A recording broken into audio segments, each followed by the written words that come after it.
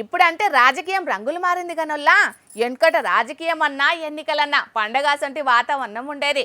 గోడల మీద పార్టీ గుర్తుల బొమ్మలు, ఊళ్ళో ఏ పార్టీ బలం బలగం ఎక్కువ ఉంటే ఆ పార్టీ జెండా గద్దెలు.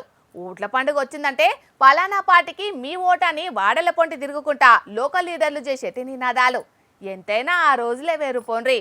ఇప్పుడు ఈ ముచ్చట ఎందుకంటారా? ఇగో ఈడో పార్టీ లీడరు వెనకటి రోజులు యాదికొచ్చేటట్టు ఓ పని ముంగటేసుకున్నాడు. ఇంతకీ ఎవలా లీడరు ఏం చేసిండు పురాగా చూద్దాం పాండ్రి. వా బండిసారా మజాక అస్సలుగా గీస్తున్నాడు కదా కమలం పువ్వు బొమ్మను గోడ మీద.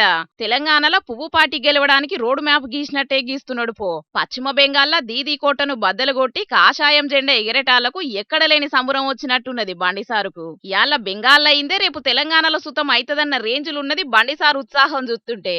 అగో పువ్వు బొమ్మ గీసి ఏదో రాస్తున్నాడు కూడా. కమలం పువ్వు బొమ్మ గీసి దేశం కోసం మోడీ సార్ అని రాస్తుంటే వీడియో తీసి దానికి బ్యాక్గ్రౌండ్ లో గుండెల కొలువు మన కమలం పువ్వు పాట పెట్టి వీడియోను సోషల్ మీడియాలో కిడిచిండు సారు. అంతేకాదుల్లో తెలుగు గడ్డ మీద రామరాజ్య స్థాపనకు ఇది ఆరంభమేనట. లంక దహనం ఇంకా మిగిలే ఉన్నది, చూసుకుంటుండ్రి, పిక్చర్ అభి బాకీ హై అన్నట్టే రాసుకొచ్చిండు బండిసారు. బండిసారే కాదు, ఇట్లా మొన్న సెంట్రల్ మంత్రి కిషన్ రెడ్డి సారు సుతం గీసిండు కమలం పువ్వు బొమ్మను. ఇంతకు ఈ బొమ్మలెందుకు గీస్తున్నారు లీడర్లు చెప్పలేదు కదా. మోడీ సారు మూడోపారి ప్రధానమంత్రి అయినాక మొదటిసారి తెలంగాణ గడ్డ మీద కాలు పెట్టబోతున్నాడు.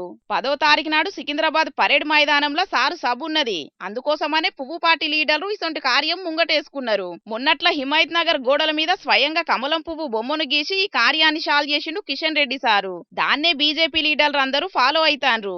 ఏమైనా పువ్వు పార్టీల లెక్కనే అలాగుంటది పోన్రి. చూడాలే మరి కాషాయం జోషి ఎందాక పోతుందో రానున్న రోజుల్లిగా.